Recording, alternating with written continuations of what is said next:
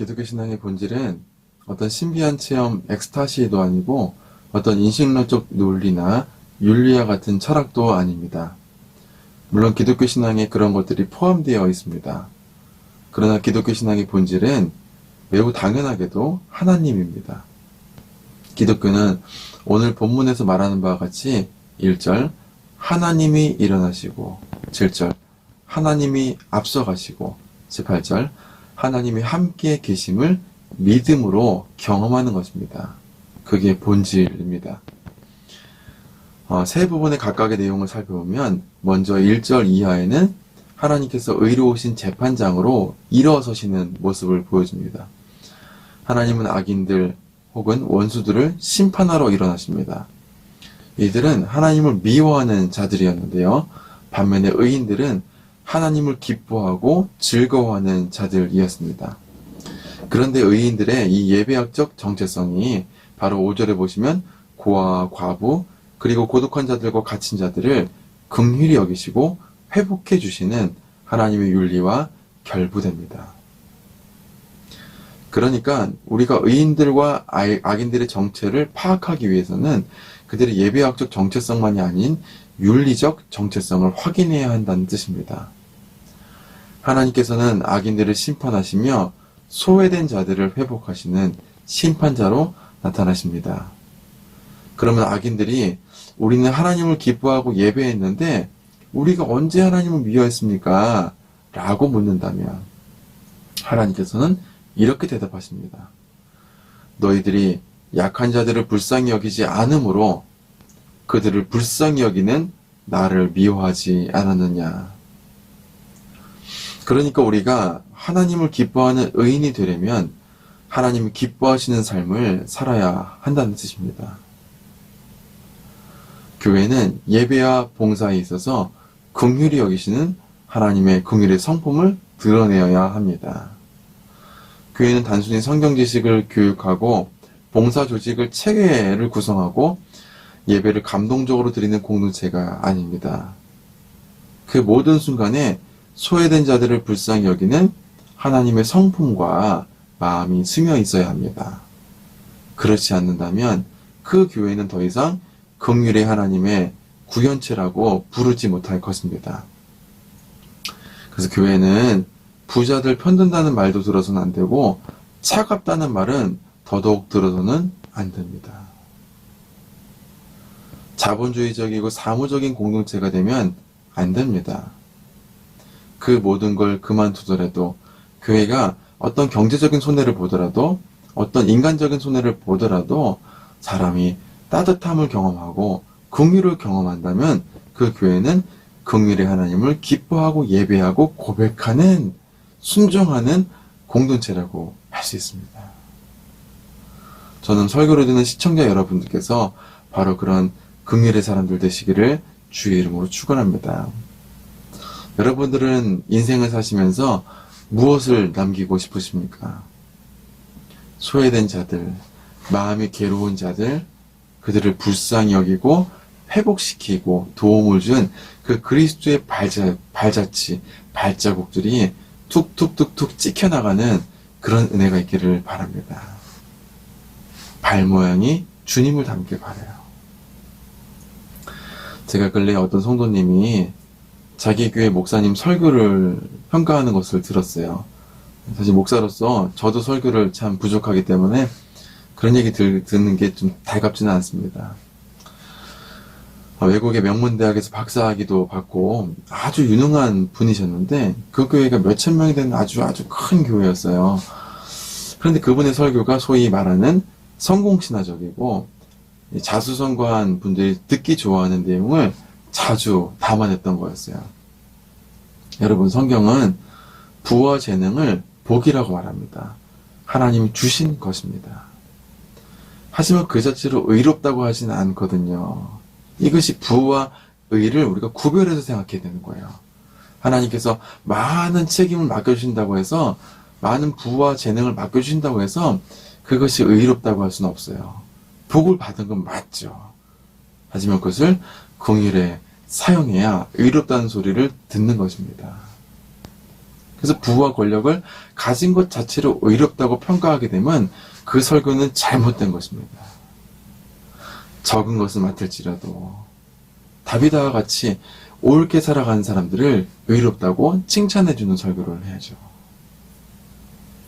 사실 여러분, 교회는 부한 자들에 대해서, 복을 많이 받은 자들에 대해서 책임을 많이 지우고 약한 자들에 대해서 긍휼을 얻는 위로를 많이 말했던 것이 바로 성경 말씀입니다.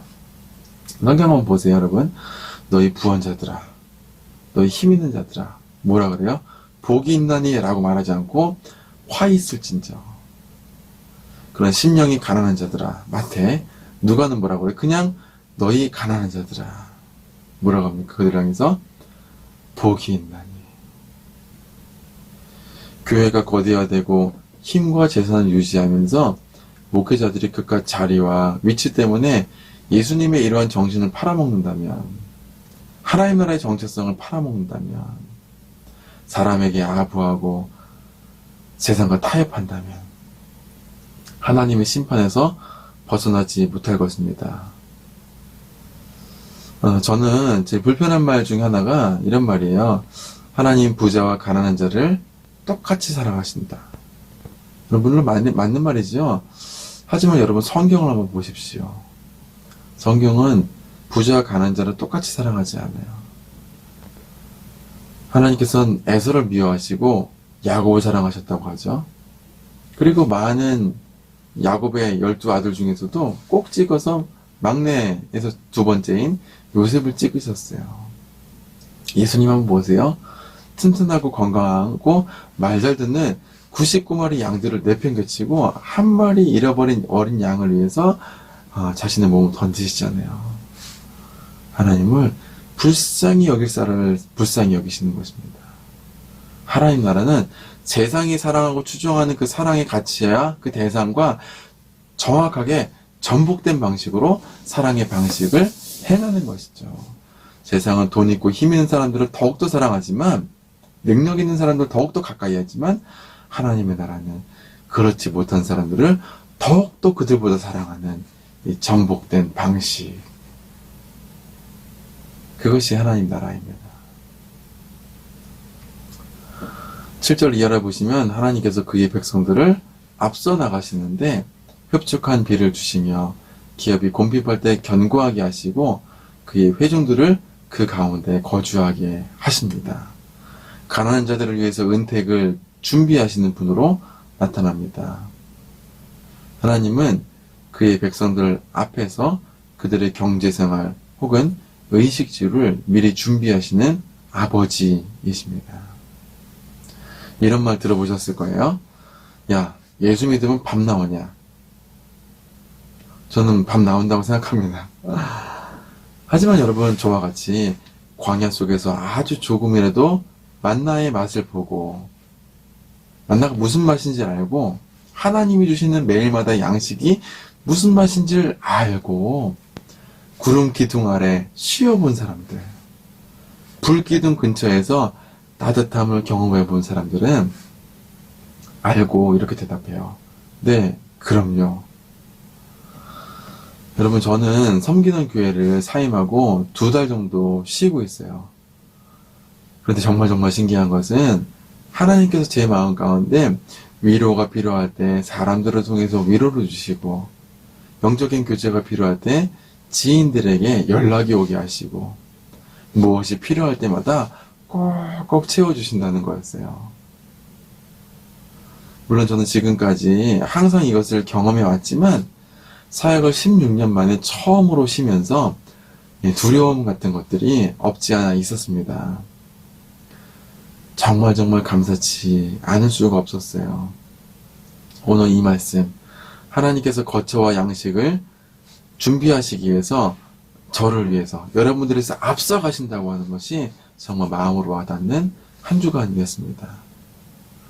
오늘도 우리 아버지께서는 새벽부터 우리가 얼어 죽지 않도록 나무하러 나가시고 우리가 굶주리지 않도록 우리의 양식을 구하기 위해서 부지런히 일하시고 계십니다. 아주 성실하게 일하십니다. 할렐루야.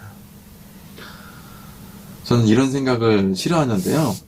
하나님은 우주의 모든 것들을 하실 수 있는 능력이 있으시기 때문에 우리를 위해서 일하실 때 대충 하셔도 아주 쉽게 할 수 있다. 저는 이런 생각을 싫어합니다.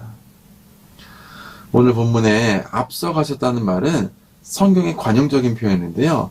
그 일을 꼼꼼하게 계획하고 밤을 설치해가면서 그 일을 꼼꼼하게 계획하고 아주 최선을 다해서 하셨다는 뜻입니다. 우리 주님은 아버지께서 일하시니 나도 일한다고 말씀하셨죠. 근데 예수님께서 일하신 장면들을 보면 어떻게 일하셨는지를 여러분 금방 아실 거예요. 목사인 제가 봐도 정말 숨이 막힐 정도의 목회 일정을 소화하셨어요. 얼마나 눈물이 나는지 몰라요. 그런데 지금 하나님께서 우리를 위해서 대충대충 쉬엄쉬엄 너무나 큰 힘을 갖고 계시니까 그렇게 일하고 계실까요? 절대로 그렇지 않습니다. 여러분, 장인일수록 저도 이제 유튜브를 하니까 유튜브 많이 보거든요. 유튜브에 나오면 장인일수록 일을 허투루 하는 법이 없어요. 더욱더 꼼꼼하게, 더욱더 예리하게, 완벽하게 일을 하거든요. 우리 하나님은 그러십니다. 옛날에 어떤 개그맨 유행어 있죠. 그까이 거 대충.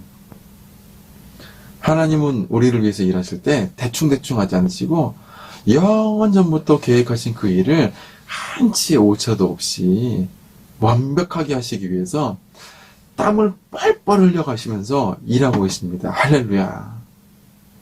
우리 양식과 고초를 준비하시고 우리를 보호하시고 공급하시기 위해서 앞서가시는 성실하게 모든 일을 감당하시는 하나님을 경험하는 여러분 되시기를, 그 하나님을 기대하는 여러분 되시기를 주의 이름으로 축원합니다.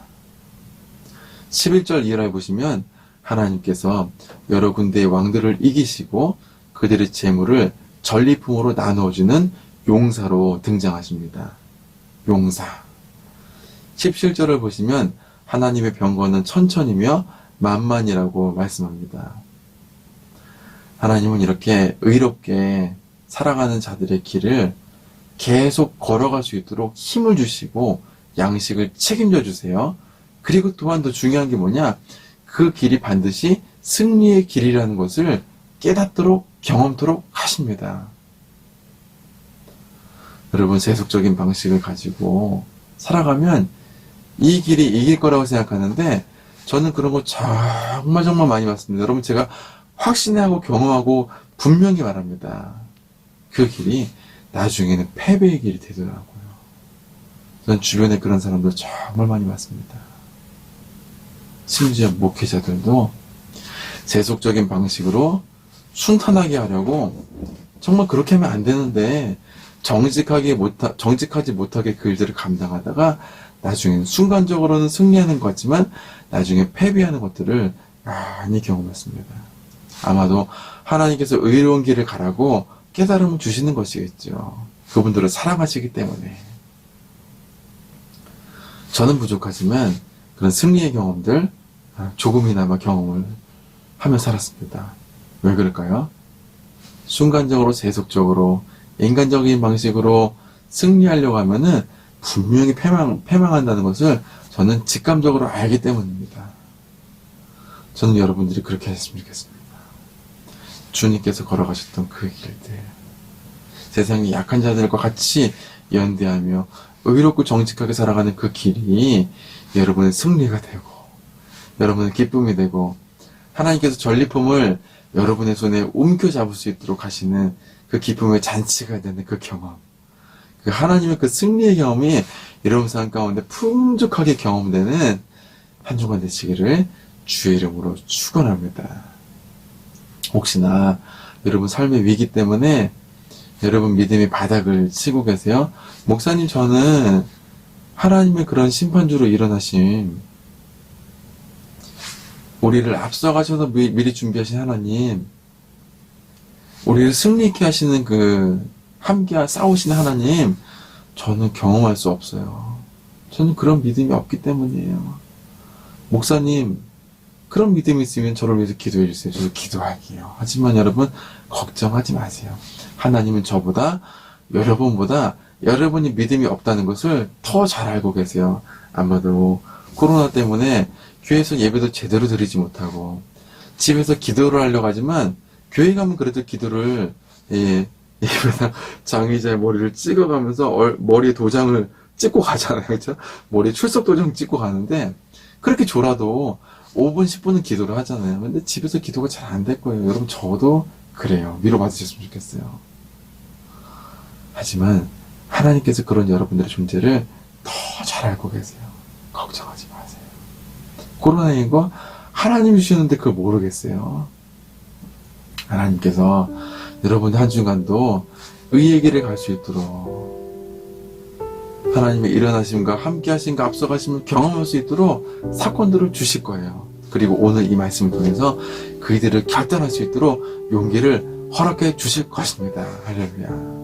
그 하나님의 믿음의 사건들을 기대하시면서 우리 실망하지 마시고 그 길들을 믿음으로 걸어가시면서 하나님의 일어나심, 우리를 신원해 주시고 억울함을 갚아주실, 약한 자들을 사랑해 주시는 그들의 편이 되어 주실 하나님을 바라보시고, 여러분 양식이 고백할 때 세상적인 방식이 아니라 하나님 나라의 방식으로 정의롭게 살아갈 때 양식이 부족해지잖아요. 그 양식을 채워주시고 감당케 하실 앞서가신 하나님을 경험하게 하시고,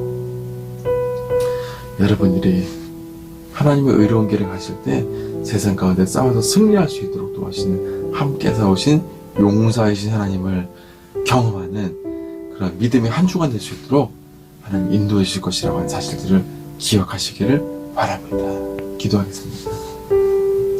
하나님, 오늘 말씀을 통해서 우리를 위해서 일어나시고 앞서가시고 함께 하시는 하나님을 믿음으로 확인하게 하시니 감사합니다. 하나님, 부족한 우리들 믿음이 없습니다. 얼마나 많이 세속적인 삶의 방식 가운데 무너지는지 모릅니다. 경건의 생활들을 게을리하고 하나님 생각하면 정말로 눈물이 납니다. 주여, 용서하여 주시옵소서. 그리고 우리들의 믿음을 다시 한번 일으켜 주시옵소서. 오 하나님, 한 주간도 오늘 설교를 듣고 감당하는 눈물로 기도하는 우리 성도님들 하나님 일으켜 주시고 그 하나님을 경험할 수 있는, 누릴 수 있는 한 주간 될 수 있도록 인도하여 주시옵소서. 감사하며 예수님의 이름으로 기도합나이다.